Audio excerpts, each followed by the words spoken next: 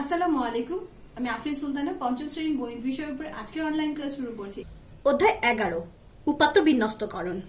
এই অধ্যায়ে আমরা উপাত্ত বিন্যস্তকরণ নিয়ে আলোচনা করব।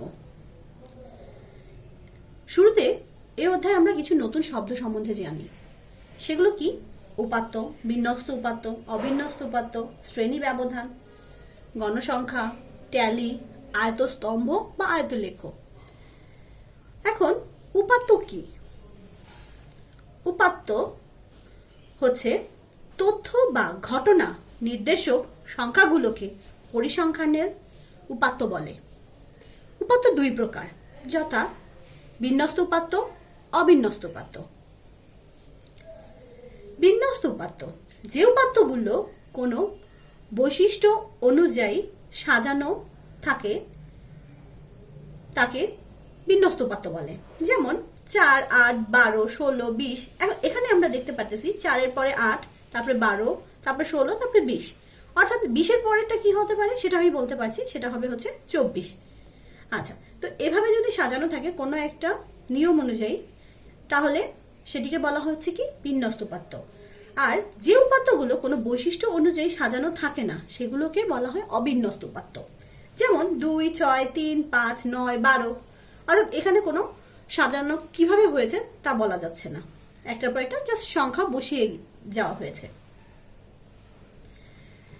শ্রেণী ব্যবধান প্রত্যেক শ্রেণীর সর্বোচ্চ ও সর্বনিম্ন মানের পার্থক্য বা ব্যবধানকে বলা হয় শ্রেণী ব্যবধান। উপাত্ত চ্যাপ্টারটিতে শ্রেণী ব্যবধান অত্যন্ত গুরুত্বপূর্ণ। গণসংখ্যা যে কোনো তথ্য বা উপাত্ত হতে শ্রেণীর দুইটি সীমার মধ্যে যতগুলো সংখ্যা পাওয়া যায় তাকে ওই শ্রেণীর গণসংখ্যা বলে।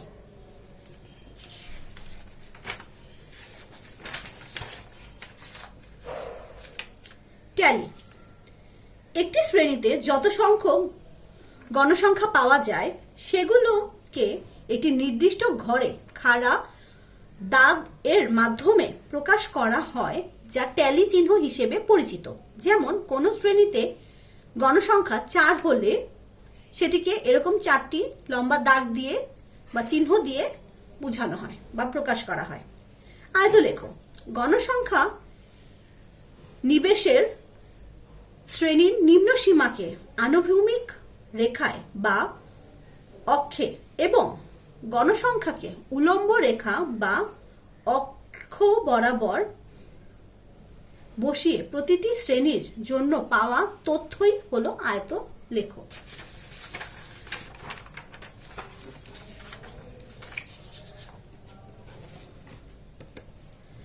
প্রথমে এখানে 2 নম্বর প্রশ্নটি দেখো, কি বলা হয়েছে?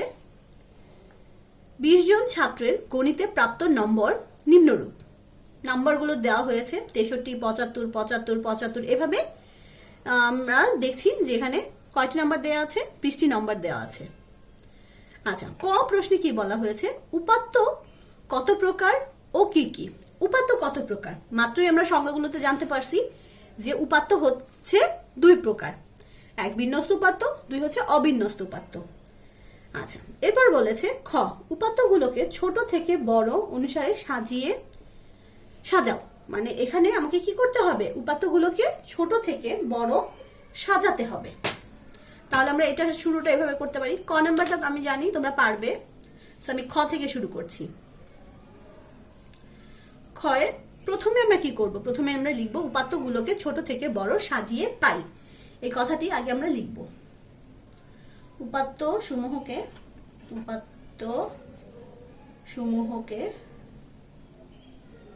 বা উপাত্তগুলোকে, একই কথা, উপাত্ত সমূহকে ছোট থেকে বড় অনুসারে সাজিয়ে পাই লিখে এখানে একটা কমা হবে। এরপর আমরা উপাত্তগুলোকে ছোট থেকে বড় সাজাবো। আচ্ছা, তাহলে এখানে সবচেয়ে ছোট আছে কোনটি? আমরা দেখতে পাচ্ছি সবচেয়ে ছোট হচ্ছে 60। তাহলে এটাকে আমি দাগ দিয়ে দিলাম। এরপরে 60-এর থেকে বড় কোনটি, ছোট থেকে বড় সাজাতে বলেছে। এরপর হচ্ছে 63, এখানে একটা 63 আছে, এই একটা 63, আর এই হচ্ছে একটা 63। তাহলে আমি কি কি পেলাম? প্রথমে সবচেয়ে ছোট পেয়েছি হচ্ছে 60, তারপরে পেয়েছি 63। 63 আমরা কয়বার পেয়েছি? 63 আমরা 3 বার পেয়েছি।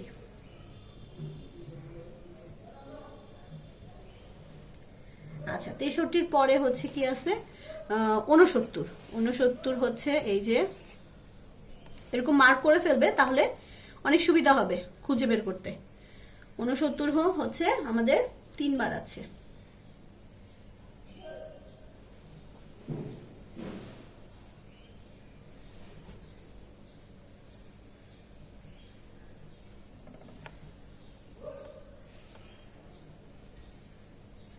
আচ্ছা, 69-এর পর আমাদের আছে হচ্ছে ছোট, মানে বড়। 69 থেকে বড় আছে 70।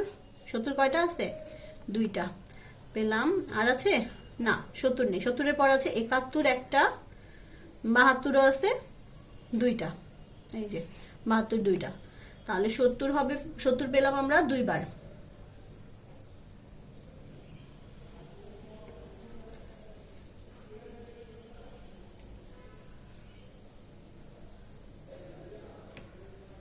আচ্ছা, আর 71 পেয়েছি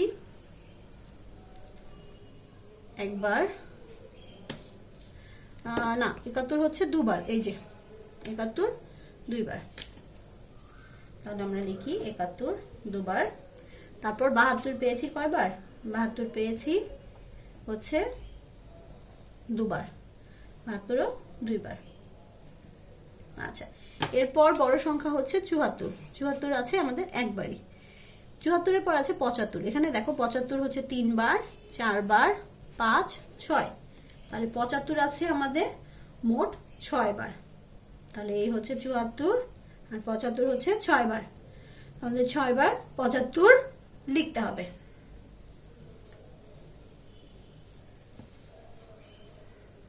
এবার আমরা একটি কাজ করব, আমরা গুনবো। যেখানে তো দেখতে পাচ্ছি সবকটা সংখ্যা আমি দাগ দিয়েছি, কিন্তু এখানে দেখবো আমার মোট 20টি সংখ্যা আছে কিনা। 1 2 3 4 5 6 7 8 9 10 11 12 13 14 15 16 17 18 19 20। এই যে 20টি সংখ্যা আছে, তার মানে আমরা বলতে পারি যে আমরা সবকটি সংখ্যা নিয়েছি। এই উত্তরটি এখানেই শেষ। এরপরে আছে উপাত্ত সমূহের সারণী তৈরি করো। গ নম্বরে হচ্ছে সারণী তৈরি করতে বলেছে আমাকে। এখন এখানে কোনো শ্রেণী ব্যবধান দেয়া নেই। এখানে আরেকটি প্রশ্ন দেওয়া হয়েছে, একে দেখো এখানে বলা হয়েছে 5 শ্রেণী ব্যবধানে উপাত্তগুলো সারণীতে বিন্যস্ত করতে। তার মানে ওখানে শ্রেণী ব্যবধানটা আমাকে কি করতে হবে? 5ই নিতে হবে। কিন্তু এখানে আমার শ্রেণী ব্যবধান দেয়া নেই। আমরা চাইলে কি করতে পারি? আমরা শ্রেণী ব্যবধান 5 নিতে পারি, 6 নিতে পারি, বা 10 নিতে পারি। তো প্রথমে আমরা সাধারণত যদি শ্রেণী ব্যবধান না দেওয়া থাকে, তাহলে সাধারণত 5 ধরে নিয়ে কাজ করে থাকি। তাহলে উপাত্ত সমূহের সারণী তৈরি করতে, তার মানে আমরা এখানে 5 শ্রেণী ব্যবধানে সারণী তৈরি করব। প্রথমে আমাকে কি কি দেয়া আছে? এখানে দেওয়া আছে হচ্ছে সর্বোচ্চ, কারণ আমি জানি এখানে সর্বোচ্চ সংখ্যা কত, সর্বোচ্চ প্রাপ্ত নাম্বার বা সর্বোচ্চ সংখ্যা আমি যাই বলি না কেন, সর্বোচ্চ নম্বর হচ্ছে এই যে সমান হচ্ছে 75, আর সর্বনিম্ন হচ্ছে কত? 60।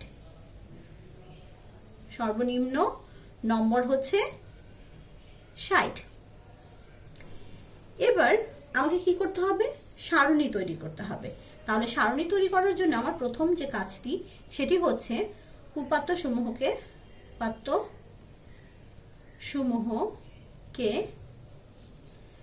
5 শ্রেণী ব্যবধানে, আমি এখানে বলে দিয়েছি শ্রেণী ব্যবধান হচ্ছে কি কত? 5। উপাত্ত সমূহকে 5 শ্রেণী ব্যবধানে 5 শ্রেণী ব্যবধানে সারণী, উপাত্ত সমূহের 5 শ্রেণী ব্যবধানে সারণী নিচে দেওয়া হলো।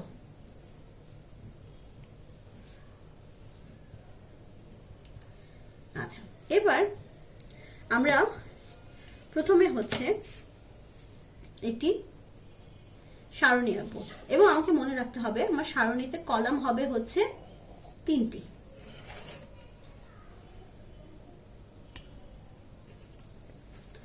আচ্ছা,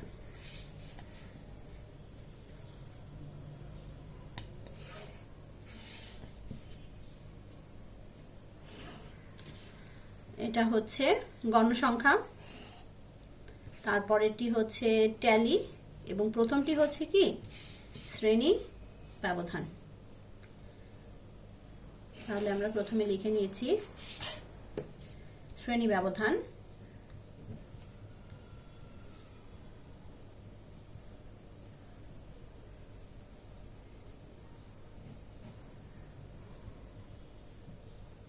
শ্রেণী ব্যবধান, ট্যালি গণসংখ্যা বা শিক্ষার্থী সংখ্যা লিখতে পারতাম। আচ্ছা, এখন আমাকে শ্রেণী ব্যবধানটা শুরুটা কত থেকে ধরতে হবে? এই যে সর্বনিম্ন নম্বরটি আছে 60, সেখান থেকে আমরা শুরু করব। তাহলে 60, 61, 62, 63, 64। তাহলে প্রথম শ্রেণী ব্যবধানটা হবে হচ্ছে 60 থেকে 64। এরপরে 64-র পরে হচ্ছে সংখ্যাটি কত? 65, 65, 66, 67, 68, 69। তাহলে পরেরটা আসবে হচ্ছে 65 থেকে 69 পর্যন্ত। এর পরেরটা আসবে হচ্ছে 70 থেকে 74-এর মধ্যে। তারপরেরটা হবে হচ্ছে 74 থেকে 79-র মধ্যে। এখন সরি 74 না, এটা হবে 75 থেকে 79 পর্যন্ত। এখন এই যে 75, তার মানে আমরা অলরেডি সর্বনিম্ন নম্বর পর্যন্ত পেয়ে গিয়েছি, তারপর আর আমার যেতে হবে না। এখন আমরা প্রথমে কি করব? 60 থেকে 64-র মধ্যে কয়টি সংখ্যা আছে এখানে আমাকে সেটা খুঁজে বের করতে হবে। যেমন এখানে আছে 63, 63 কোন ঘরে পড়বে? আমার এই শ্রেণী ব্যবধানের মধ্যে পড়বে। 75 কোন শ্রেণী ব্যবধানে? এই যে শেষের শ্রেণী ব্যবধানটার মধ্যে পড়বে। এখন এটা হচ্ছে আমাদেরকে এখান থেকে খুঁজে খুঁজে একটার পর একটা এখানে দাগ দিয়ে দিয়ে বসাতে হবে। কিন্তু এই প্রশ্নটার বেলায় আমাদের একটু সুবিধা আছে, কেন? আমরা এই যে ছোট থেকে বড় সাজিয়ে নিয়েছি। তাহলে এখান থেকে আমরা সরাসরি খুব সহজেই করে ফেলতে পারবো। কিভাবে? 60 থেকে 64, 60 থেকে 64 মানে হচ্ছে প্রথমে এই সংখ্যা কয়টি, অর্থাৎ 60 থেকে 63 পর্যন্ত যে আছে, কারণ 64 তো এখানে নেই, তাহলে এখানে কয়টা আমরা গুনবো? 1 2 3 4। তার মানে হচ্ছে সংখ্যা হবে হচ্ছে কত? 4। তারপরে আছে 65 থেকে 69, 65 থেকে 69-এর মধ্যে সংখ্যা আছে 1 2 3। আচ্ছা, এবার 70 থেকে 74-এর মধ্যে 1 2 3 4 5 6 7, 7টি সংখ্যা আছে। এরপর আছে 75 থেকে 79, তাহলে কয়টি আছে? 6টি। 1 2 3 4 5 6 6। আচ্ছা, তো আমাদের তৈরি হয়ে গেল গণসংখ্যা, আমরা বের করে ফেলেছি। এখন আমরা ট্যালি চিহ্নটা করব। সবসময় ট্যালি করে তারপরে গণসংখ্যাটা লিখতে হয়। এই প্রশ্নটার বেলায় যেহেতু আমাদের কাছে কি ছিল, একটা সুবিধা ছিল যে আমরা ছোট থেকে বড় সাজানো যে ঘরটা আছে সেখান থেকে আমরা নিয়ে নিয়েছি। সেই জন্য হচ্ছে আমাদের এই প্রশ্নটির বেলায় প্রথমে আগে আমরা গণসংখ্যাটা নিয়েছি, ট্যালিটা পরে করছি, কিন্তু প্রথমে আগে আমাদের কি করতে হবে? ট্যালিটা করতে হবে।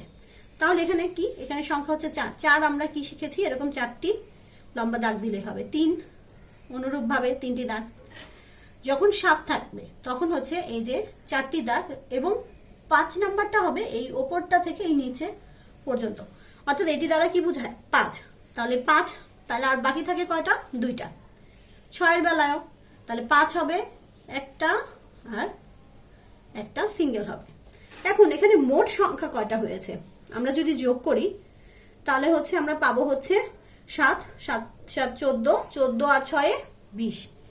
তাহলে এই যে আমরা দেখেছিলাম আমাদের প্রশ্নে বলাই ছিল যে 20 জন ছাত্র, তাহলে আমাদের মোট বের হয়েছে কত? 20। এবার 1 নম্বর প্রশ্নটি, নিচের উপাত্তসমূহ একটি বিদ্যালয়ের 5ম শ্রেণীর শিক্ষার্থীদের ওজন নির্দেশ করতেছে। ক, 5 শ্রেণী ব্যবধানে উপাত্তসমূহের সারণী তৈরি করো। অর্থাৎ এই মাত্র আমরা যে প্রশ্নটি সলভ করলাম সেখানে আমরা সারণী তৈরি করেছিলাম, এখানেও বলা হয়েছে সারণী তৈরি করো। আচ্ছা, এখানে একটু ভিন্ন আছে, সেটা হচ্ছে এখানে 5 শ্রেণী ব্যবধান বলে দিয়েছে। খতে বলা হয়েছে প্রাপ্ত সারণী হতে একটি আয়তলেখ অঙ্কন করো। তাহলে প্রথমে আগে আমি সারণী তৈরি করব। সারণী তৈরি করার জন্য আমাকে প্রথমে কি করতে হবে? সর্বোচ্চ এবং সর্বনিম্ন সংখ্যা লিখতে হবে। তাহলে প্রথমে হচ্ছে দেওয়া আছে সর্বোচ্চ সংখ্যা, সর্বোচ্চ ওজন বা সর্বোচ্চ যেটা সর্বোচ্চ সংখ্যা সমান সমান হচ্ছে এখানে সর্বোচ্চ সংখ্যা হচ্ছে 39, আর সর্বনিম্ন আছে নিম্ন সংখ্যা হচ্ছে 20। 5 শ্রেণী ব্যবধানে সারণীটি নিচে বা নিম্নে দেওয়া হলো।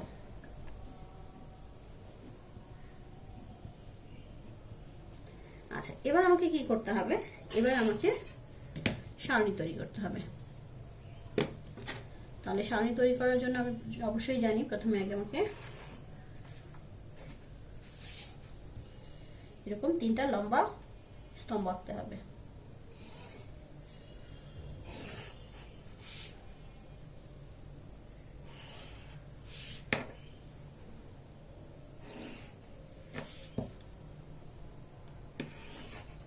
আচ্ছা, এবার আমরা প্রথম যে ঘরটি আছে সেখানে লিখব হচ্ছে শ্রেণী ব্যবধান, তারপরটিতে লিখব ট্যালি, তারপরটিতে লিখব গণসংখ্যা। তাহলে এখানে হবে হচ্ছে শ্রেণী ব্যবধান,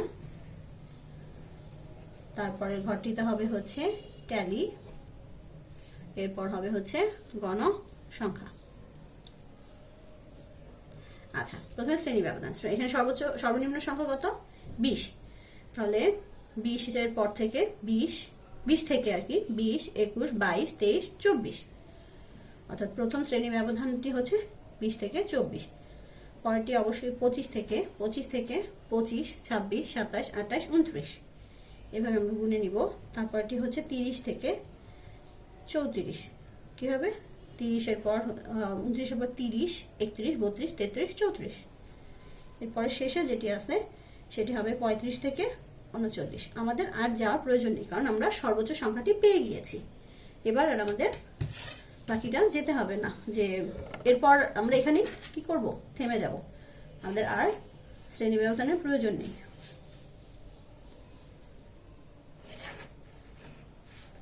আচ্ছা, এখন আমাকে কি করতে হবে? আমাকে করতে হবে হচ্ছে এখন প্রশ্ন থেকে একটা একটা করে সংখ্যা কোন ঘরে বসবে সেটিকে নির্ণয় করতে হবে। আচ্ছা, তো প্রথমে হচ্ছে 20 সংখ্যাটি কোন ঘরে বসবে? এখানে। তাহলে 20 এর পরে আছে কত? 26 বসবে এই ঘরে। তারপরে হচ্ছে 22 বসবে ওপরের ঘরটিতে। 23 সেটিও ওপরের ঘরটিতে। তারপরে 21ও এই ঘরটিতে। তারপরে আছে হচ্ছে 20 এর পর আবার 20ও এই ঘরটিতে, অর্থাৎ এদিকে। এরপর আছে 35 বসবে শেষের ঘরটিতে। 27 তার উপরের ঘরটি দ্বিতীয় ঘরটিতে 27 বসবে। তারপরে 28 দ্বিতীয় ঘরেই। 31 বসবে হচ্ছে তৃতীয় ঘরটিতে। 22 উপরের ঘরটিতে। আচ্ছা, এরপর 32 বসবে হচ্ছে এই ঘরে। 32 এর পরে আছে 33 এখানে বসবে। 26 এটিতে। 24 উপরের ঘরে। 25 নিচের ঘরে। এই যে যখন এই 4টার পর 5টা হয়ে গিয়েছে, আমরা 5 এটাকে ট্যালি চিহ্ন 5 বলে, সেটা করে দিয়েছি। এভাবে যদি আমরা যেতে থাকি তাহলে 20 পর্যন্ত এই লাস্ট ঘরটিতে হচ্ছে আমার সংখ্যা বসবে হচ্ছে 5টি। এই যে শেষের এই 4টি তো হচ্ছে এই ঘরটিতে বসবে, তাহলে এখানে বসিয়ে দিচ্ছি আমরা 4, এই 5, আর এটাতে হবে হচ্ছে 3। আচ্ছা, এখন আমরা কি করব, এখন আমরা এখানকার সংখ্যাগুলোকে জাস্ট ট্যালি চিহ্নগুলোকে সংখ্যা লিখে ফেলবো। এখানে কয়টা ট্যালি চিহ্নটা দেখে আমরা কি বুঝতে পারছি যে এটা হচ্ছে 7, আর এটা হচ্ছে 5, এরপরটা 3, এরপরটা 5। এখন এদেরকে যদি যোগ করি তাহলে হবে হচ্ছে 20। তার আমার এখানে নাম্বার কতগুলো দেওয়া ছিল, 20টি, এবং এটা আমরা চাইলে এখান থেকে গুণে নিয়ে দেখতে পারি যেখানে 20টি সংখ্যাই আছে। তাহলে মোট হচ্ছে কত, মোট সংখ্যা হচ্ছে 20। এই হচ্ছে সারণী। আচ্ছা, এবার প্রাপ্ত সারণী থেকে আমাকে কি বলা হয়েছে, আয়তস্তম্ভ আঁকতে বলা হয়েছে। তো আয়তস্তম্ভ আঁকার জন্য এই সারণীটি অবশ্যই প্রয়োজন।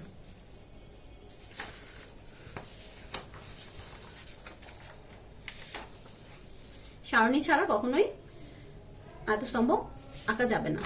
আয়তস্তম্ভ বা আয়তলেখ, তাহলে আমরা এখানে প্রথমে লিখতে পারি, প্রথমে আগে খ নাম্বারটা দিয়ে নেই। খ, প্রথমে আমরা এভাবে লিখব, প্রাপ্ত সারণী ব্যবহার করে আয়তলেখটি নিচে আঁকা হলো।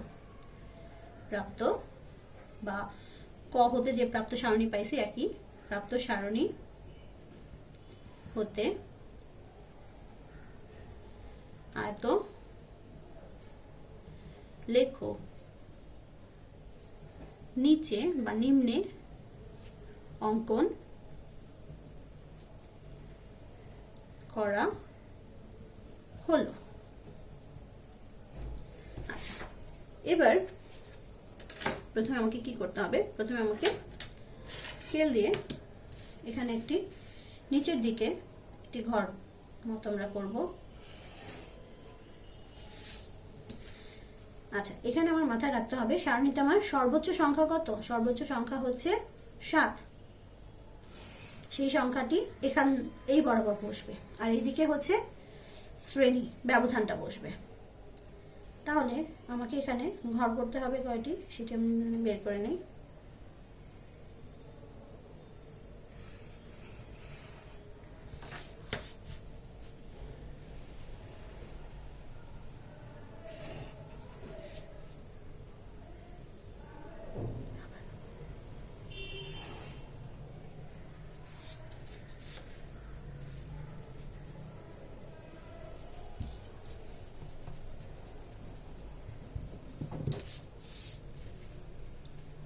এবার উপরে আমার দিকে ঘর লাগবে হচ্ছে 7টি, আমি একটা ঘর বেশি নিব, 1 2 3 4 5 6, এই হচ্ছে 7। 1 2 3 4 5 6 7, আমরা বলেছিলাম একটা ঘর বেশি নিব। আচ্ছা, যেহেতু উপর দিকে জায়গা নেই আমি নিচে থেকে নিলাম।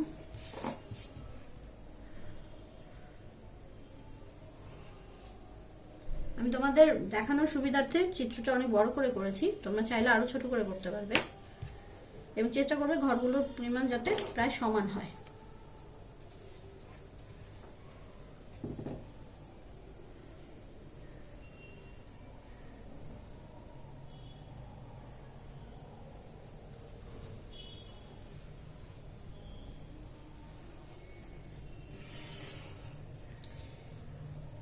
এই যে দেখো, আমি চেষ্টা করছি আমার যেন প্রত্যেকটা ঘর কি হয়, সমান হয়। আচ্ছা, এখন আমি এই দিকে ঘর নিব কয়টা, এই দিকে ঘর হচ্ছে আমার শ্রেণী ব্যবধান কয়টি আছে, 4টি। তাহলে 4টি থেকে আমরা একটি ঘর বেশি নিলেই হবে, 5টি নিলেই হবে। তোমরা যদি 6টি নাও তাহলে কোনো সমস্যা নেই, অর্থাৎ শ্রেণী ব্যবধান যা থাকবে তার থেকে একটা ঘর বেশি নেবে। এবার আমার এই বাকি অংশটা আমি কি করব, আমি বাকি অংশটাকে মুছে দিব।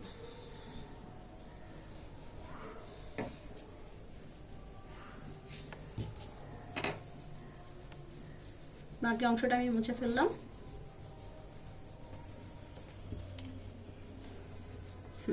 এখন এই যে নিচের যে ঘরটা, নিচে এটা হচ্ছে কি শ্রেণী ব্যবধান, তাহলে আমি এখানে লিখবো হচ্ছে কি শ্রেণী ব্যবধান, শ্রেণী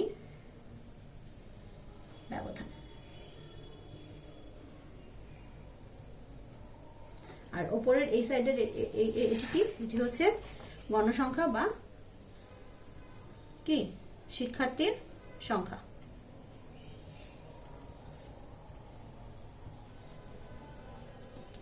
এবার এখানে প্রথম যে অংশটুকু, এটুকু আমরা প্রথম ঘরটা বাদ রাখবো। পরের ঘর থেকে, পরেরটি কি 20, 20 থেকে কত 24-এর মধ্যে। তারপরের ঘরটি হচ্ছে 25 থেকে 39-এর মধ্যে, 29-এর মধ্যে। এবার 30 থেকে 34, তারপরের ঘরটি হচ্ছে 35 থেকে 39-এর মধ্যে। আচ্ছা, এটি 0। এবার উপর দিকে যাব, এটা 1, এটা 2, এটা 3, এটা 4, এরপর 5, 6, 7, 8। আচ্ছা, এবার আমাকে কি করতে হবে, প্রথম শ্রেণী ব্যবধানে গণসংখ্যা কত ছিল 7, অর্থাৎ তাহলে এখানে হবে হচ্ছে এই পর্যন্ত ঘরটি। এই ঘরটিকে আমরা পেন্সিলের সাহায্যে, অবশ্যই পেন্সিল ইউজ করতে হবে, কলম দিয়ে করা যাবে না। পেন্সিলের সাহায্যে এটিকে আমরা একটু গাঢ় করে দিব। অর্থাৎ এখানে যে আমার একটি আয়ত স্তম্ভ বা একটি লম্ব মানে দাঁড়ানো আছে, স্তম্ভ আঁকা আছে, সেটি যাতে বোঝা যায়। আমরা এটির মাঝখানে হালকা করে মুছে দিতে পারি, অথবা এটিকে হালকা পেন্সিল দিয়ে একটু গাঢ় করে দিতে পারি, অথবা পেন্সিল দিয়ে এভাবে একটু করে দাগ টেনেও দিতে পারি, পেন্সিল এবং স্কেলের সাহায্যে দাগ টেনে দিতে পারি, যে কোনো ভাবে, অর্থাৎ আয়ত স্তম্ভটি যাতে বোঝা যায়, তাহলেই হবে।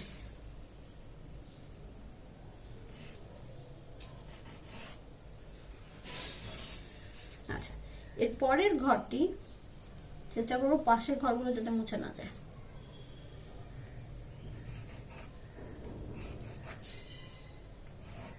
এর পরের ঘরটি কি বলেছে 5, 5 হচ্ছে এই পর্যন্ত। তাহলে এবার এটিকে গাঢ় করে দিই। আচ্ছা, 5-এর পরের ঘরটি যেটি, সেটি কত, সেটি হচ্ছে 3, অর্থাৎ 5-এর পরে শ্রেণী 5 স্তম্ভওয়ালা যে শ্রেণীটি, সেটি হচ্ছে 25 থেকে 29। তারপরটা হচ্ছে 30 থেকে 34। 30 থেকে 34 যে শ্রেণী ব্যবধান, তাদের গণসংখ্যা হচ্ছে 3। তাহলে এই যে আমি 3 চিহ্নিত করে দিলাম। এরপর শেষের যে স্তম্ভটি আছে, সেটি হবে আবার 5। তাহলে এবার সেটিকে রাখছি।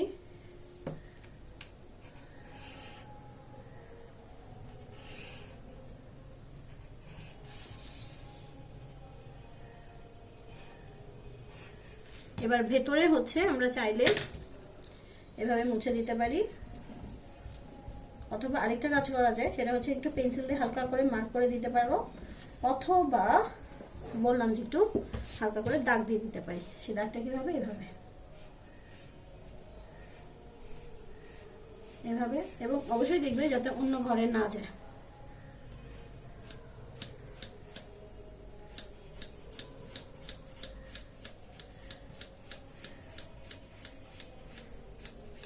আমাকে প্রত্যেকটা ঘরকে এভাবে মার্ক করতে হবে।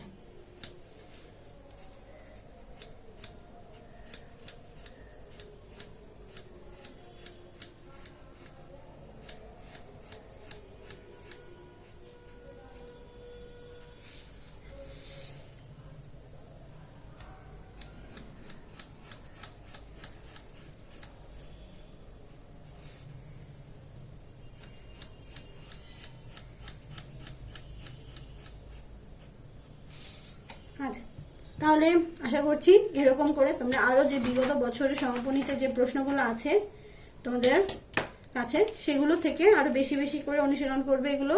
তাহলে আজকে এই পর্যন্তই। আল্লাহ হাফেজ।